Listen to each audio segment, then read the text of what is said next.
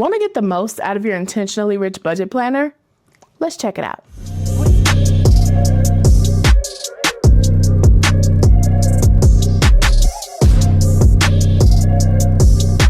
When you receive your intentionally rich budget planner in the mail, it looks like this in this beautiful box. Your shipping label will be here.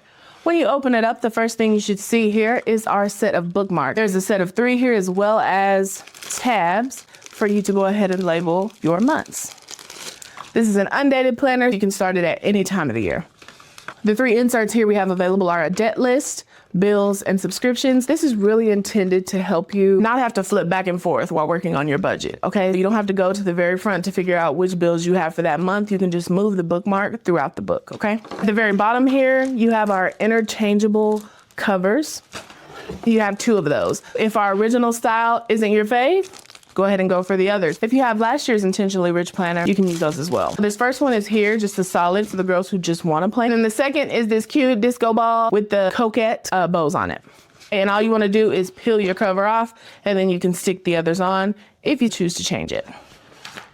As we flip our planner here, the first thing is the cover page, copyright info, and then who this belongs to. Here you just want to write your name or whoever you're gifting it to so that they know it's their planner. Before you really get started doing any of this, you can go ahead and use the included tabs to start out your month. If you got it and you don't want to start till March, just use March as your first month here with your tabs.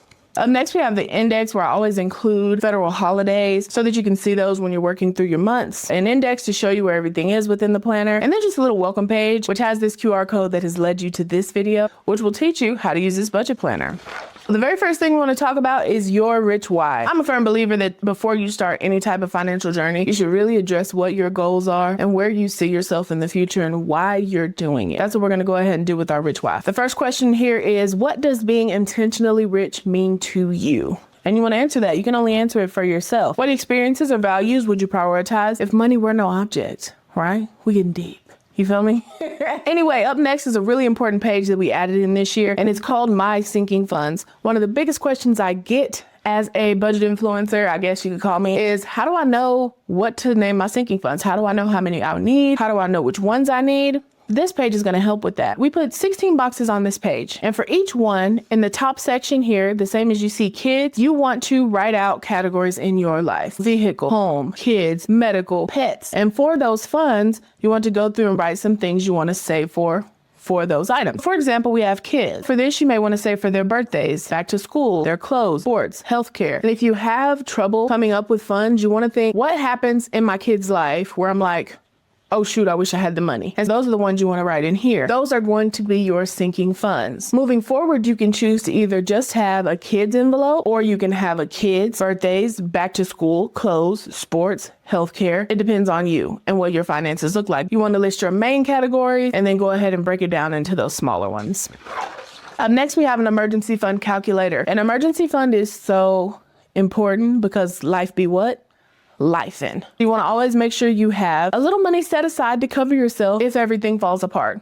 If you lose your job, if you're in a car accident tomorrow and you can't walk for 6 months, if your kids get sick and you have to be at the hospital with them for a while and you can't work, you don't have an income. Life happens. You want to be financially prepared for that. Over here, we just have some information on an emergency fund. And over here, we created a calculator. So here you want to write your bare minimum expenses. So that's things like your mortgage or your rent, property taxes, your insurance, and then total that out. Keep in mind, this emergency fund is just intended to cover your bare minimum expenses, meaning I can still live, my kids can still eat, I can still drive my car. That's how you want to think about it. And if there are other necessities in your life, like if you're a gym rat, feeding your kids organic food is important, there are extra lines for that because, you know, we all have different goals and views, but mostly you just want to be able to cover your bare minimum expenses. Down here, we've given you access to go ahead and calculate that number at 3 months, 6 months, or 12 months, depending on your personal goals, okay? Make sure you use this sheet, figure out this number, and start saving towards that emergency fund.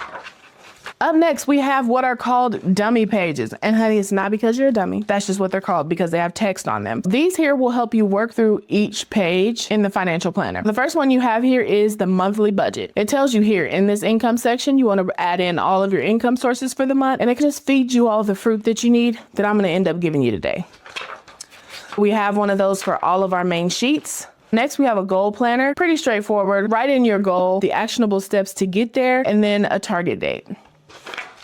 Up next is the sinking funds tracker. If you have last year or the year before's planner, we've cut out a lot of pages because I feel like when there are too many pages, people don't use them. Instead of having these sinking fund breakdowns at the end of every month, we're gonna have several pages at the front. This first one allows you to calculate how much you need to save for each sinking fund. Take your sinking funds from this first page here, and you want to move them over to this page. For example, let's say for our emergency savings, we want to have it by 6/1. The goal amount is $1,000. Let's say there are 12 paychecks until I want to have that money. That tells me $1,000 divided by 12 means I need to save $84 per paycheck. And then just check off when it's fully funded. You can do that for all of your sinking funds so that you know the amount you need to save for each one.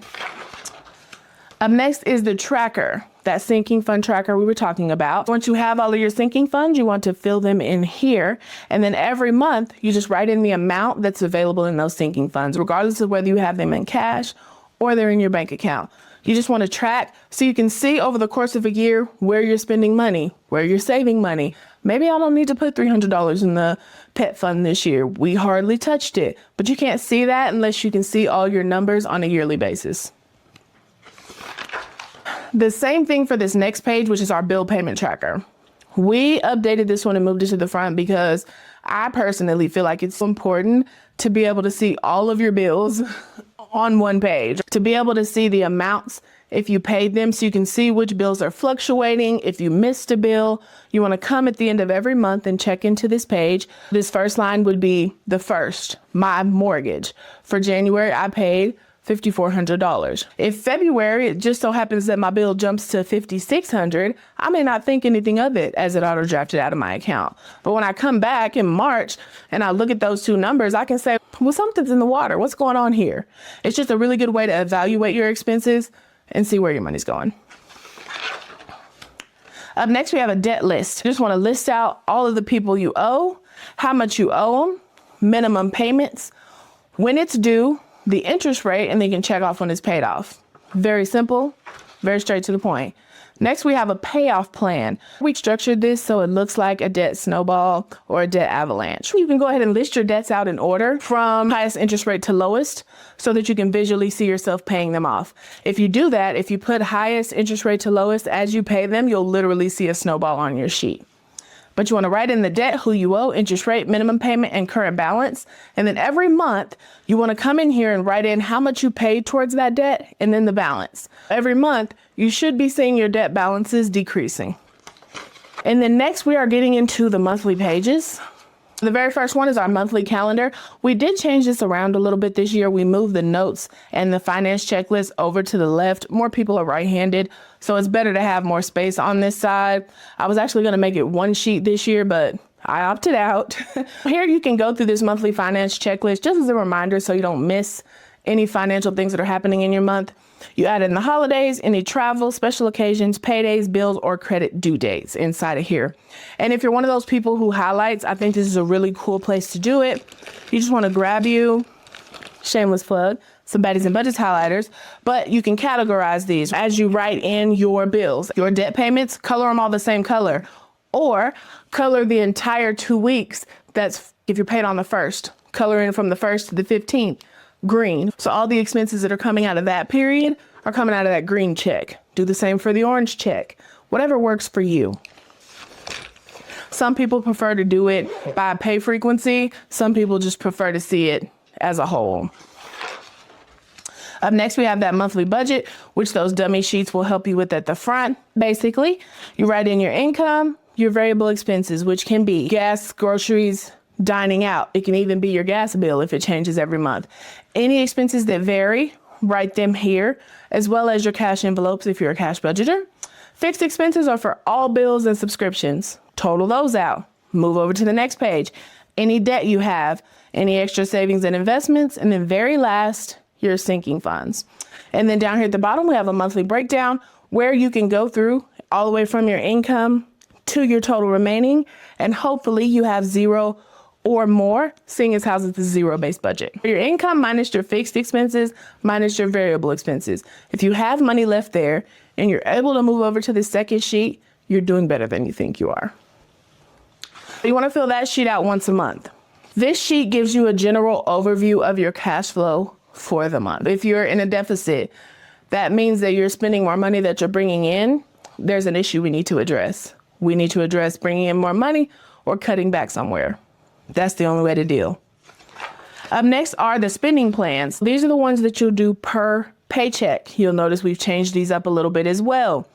We went ahead and put the cash breakdown in the weekly check-in right next to the spending plan so that it's a little easier to fill out. You immediately fill out your budget for your paycheck, and then you can move over the amounts that you want to pull in cash. Let's say one of our cash envelopes is for groceries. Let's say we want $200 for groceries. We want it in hundreds. It'll be groceries, $200, and the number 2 here. Total up all your columns. The amounts here at the bottom will tell you what you need to get from the teller at your bank. After your week is done, when you're getting ready to sit down with the next week's paycheck, you want to go over your weekly check-in. Here's where you'll write in all of your cash envelope amounts or your variable expenses that you use for day-to-day spending. That's typically things like groceries, dining out, spending, kids, things like that. You want to write in what you budgeted, what's left, and what was spent. This really helps you to evaluate for the following week or the following pay period to know how much to save for those variable expenses.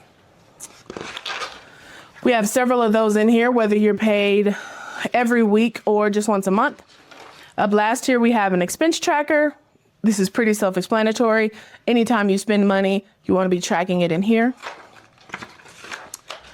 Back here, we have a debt progress sheet. Again, you can pull that debt from the front and look at what you actually paid this month. Let's say I paid to Visa, I paid $500. And then here we have, was that a minimum payment or extra? Let's say that was extra. I wanted to note that here, and then my balance. And then here at the end of the month, you can come down here, my minimum payments, I paid this much extra, and then here's the total amount I've paid off. This is again just to follow your debt. Over here we have a net worth tracker. Really important the older we get. You list your assets and your liabilities every month and judge how your net worth is doing. And that's it. This pretty much is wash, rinse, repeat for the entire 12 months. Back here at the back, we do have a glossary of common terms within our ecosystem. We have a few no spend challenges and then a 52 and a 26-week challenge. But other than that, everything else in the planner is the same. If you have any questions, I will be using this in my cash stuffing videos that will be coming out again because Lord, where have I been? And we'll work through them in the comments. Send me an email, comment on one of my Instagram posts, comment down here on YouTube, and we'll get back to you and try to help you as best we can. But this Intentionally Rich Planner will really set you up for success. And if you would like to get your own, as always, the link is going to be in the description to come check us out at baddiesandbudgets.com. I would love to hold your hand on your financial journey so that you can be empowered and you can have a much better 2025, 2026, and beyond. Baddiesandbudgets.com is where you can find me and all things Baddies and Budgets. I'll see you next time. Bye.